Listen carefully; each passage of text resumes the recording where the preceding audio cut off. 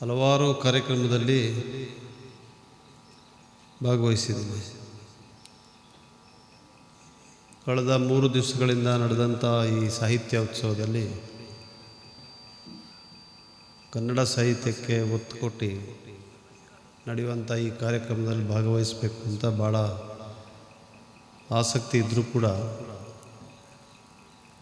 ಸ್ವಲ್ಪ 5-6 ದಿವಸಗಳಿಂದ ಆರೋಗ್ಯ ಸಮಸ್ಯೆಯಿಂದ ಬರಲಿಕ್ಕೆ ಸಾಧ್ಯ ಇಲ್ಲ. ಇವತ್ತು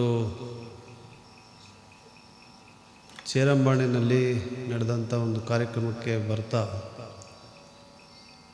SSFನ ಈ ಕಾರ್ಯಕ್ರಮಕ್ಕೂ ಕೂಡ ಬಂದು ಸಮಯಕ್ಕೆ ಸರಿಯಾಗಿ ತಲುಪಬೇಕು ಅಂತ ಪ್ರಯತ್ನ ಮಾಡಿದೆ.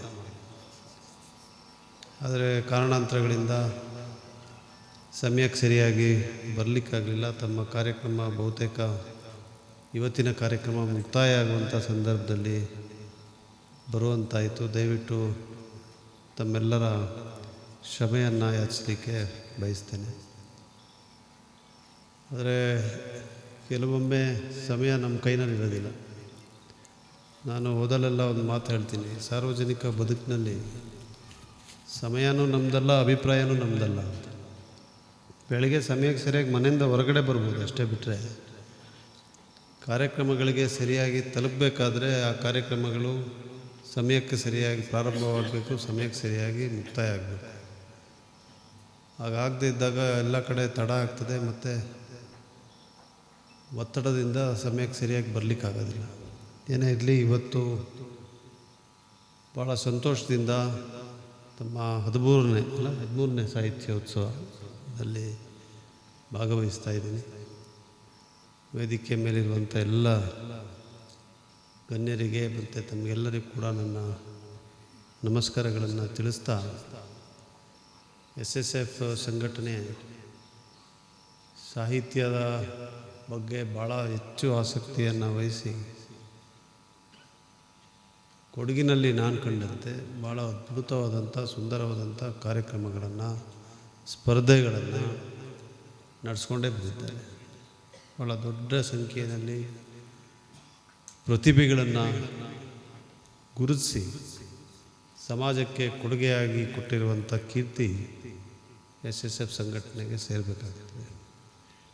ಆ ಕೆಲಸಕ್ಕೆ ಅವರೇನು ಒತ್ತನ್ನು ಕೊಟ್ಟು ಇವತ್ತು ನಡೆಸ್ತಾ ಇದ್ದಾರೆ, ಅದಕ್ಕೆ ಎಲ್ಲ ಭಾಷೆ ಪ್ರೇಮಿಗಳಿಗೆ, ಸಾಹಿತ್ಯ ಪ್ರೇಮಿಗಳಿಂದ ನಾನು ಅವರ ಪರವಾಗಿ ತಮಗೆ ಅಭಿನಂದನೆಗಳನ್ನು ಸಲ್ಲಿಸಲಿಕ್ಕೆ ಬಯಸ್ತಾ ಇದ್ದೀನಿ.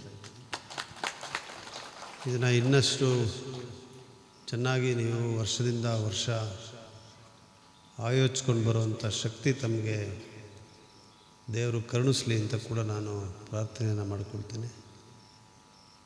ಮತ್ತು ಸಮಾಜ ಸೇವೆಗೆ,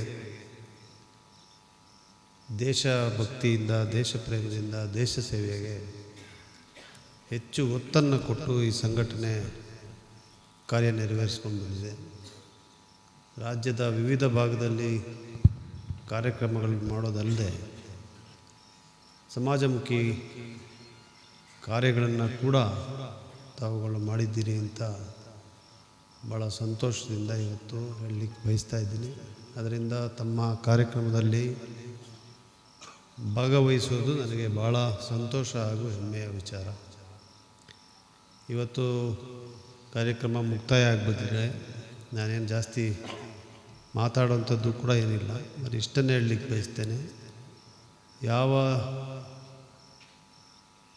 ನಿಟ್ಟಿನಲ್ಲಿ ತಮ್ಮ ಕಾರ್ಯಕ್ರಮಗಳನ್ನು ರೂಪಿಸಿ ಇವತ್ತು ಜನರ ಪರ ಕೆಲಸವನ್ನು ತಾವು ಮಾಡ್ತಾ ಇದ್ದೀರಿ, ಅದು ಖಂಡಿತವಾಗಿ ಶ್ಲಾಘನೀಯ ಹಾಗೂ ಪ್ರಶಂಸೆಗೆ ಪಾತ್ರವಾಗುವಂಥದ್ದು ಅಂತ ಹೇಳ್ತೀನಿ.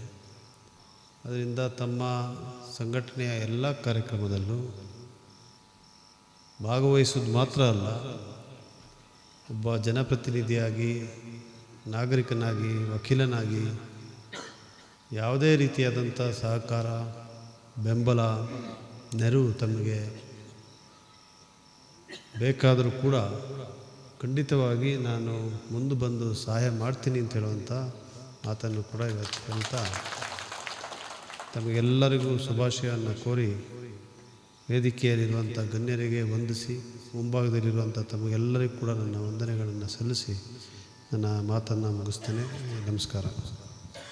2025 SSF ಕೊಡಗು ಜಿಲ್ಲಾ ಸಾಹಿತ್ಯೋತ್ಸವ ಈ ಒಂದು ಧನ್ಯ ವೇದಿಕೆಯಲ್ಲಿ ಈ ಒಂದು SSFನಿಂದ ಬೆಳೆದು ಬಂದಂತಹ ಅದೆಷ್ಟೋ ಪ್ರತಿಭೆಗಳು ಇಂದು ರಾಷ್ಟ್ರ ಮಟ್ಟದಲ್ಲಿಯೂ ಅಂತಾರಾಷ್ಟ್ರೀಯ ಮಟ್ಟದಲ್ಲಿಯೂ ಸಹ ಈ ಒಂದು ಕನ್ನಡವನ್ನು, ಕನ್ನಡ ಮಣ್ಣನ್ನು, ಭಾರತಾಂಬೆಯನ್ನು ಅದೆಷ್ಟೋ ಸ್ಥಳಗಳಲ್ಲಿ ಪ್ರಜ್ವಲಿಸುವಂತೆ ಮಾಡುತ್ತಿರುವಂತಹ ಸಂದರ್ಭದಲ್ಲಿ ಒಬ್ಬ ನೈಜವಾಗಿರುವಂತಹ ಪೌರನು ಯಾವ ರೀತಿಯಲ್ಲಿರಬೇಕು ಎಂಬಂತಹ ಉದಾತ್ತವಾಗಿರುವಂತಹ ಸಂದೇಶಗಳಿಂದ, ಜೀವನ ಶೈಲಿಗಳಿಂದ ಈ ಒಂದು SSFನ ಪ್ರತಿಭೆಗಳು ಇಡೀ ದೇಶದಲ್ಲಿ ಮಿಂಚುತ್ತಿರುವಂತಹ ಸಂದರ್ಭದಲ್ಲಿ ಅದಕ್ಕೆಲ್ಲವೂ ದಾರಿಯಾಗಿರುವುದು ಈ ರೀತಿಯಲ್ಲಿರುವಂತಹ ಸಾಹಿತ್ಯೋತ್ಸವಗಳಾಗಿರುತ್ತದೆ.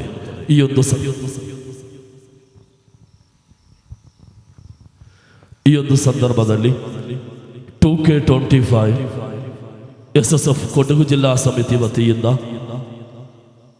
ಮಾನ್ಯ ಶಾಸಕರು ಹಾಗೂ ಸನ್ಮಾನ್ಯ ಮುಖ್ಯಮಂತ್ರಿಗಳ ಕಾನೂನು ಸಲಹಾಗಾರರಾಗಿರುವ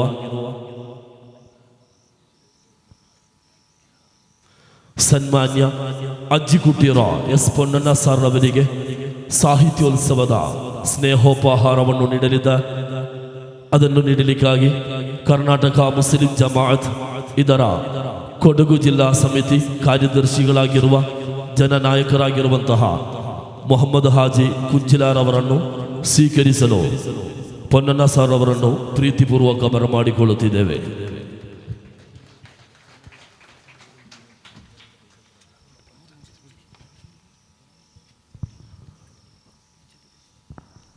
ಪ್ರಮೋದ್ ಗಣಪತಿ ಸರ್ ಅವರು ಗೋಣಿಕೊಪ್ಪ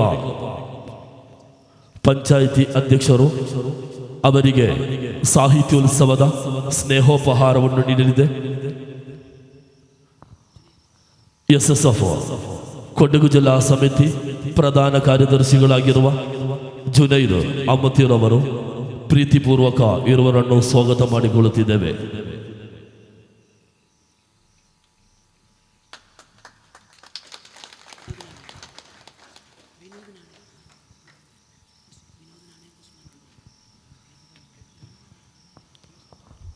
ಸನ್ಮಾನ್ಯರಾಗಿರುವ ವಿನೋದ್ ನಾನಯ್ಯ ಸರ್ ಅವರು ಅವರಿಗಿರುವಂತಹ ಸ್ನೇಹೋಪಹಾರವನ್ನು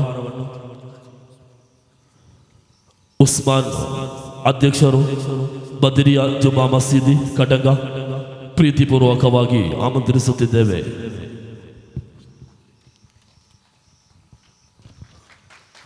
ಇದರೊಂದಿಗೆ SSF 2K25 ಕೊಡಗು ಜಿಲ್ಲಾ ಸಾಹಿತ್ಯೋತ್ಸವಕ್ಕೆ ತೆರೆ ಬೀಳಲಿದೆ.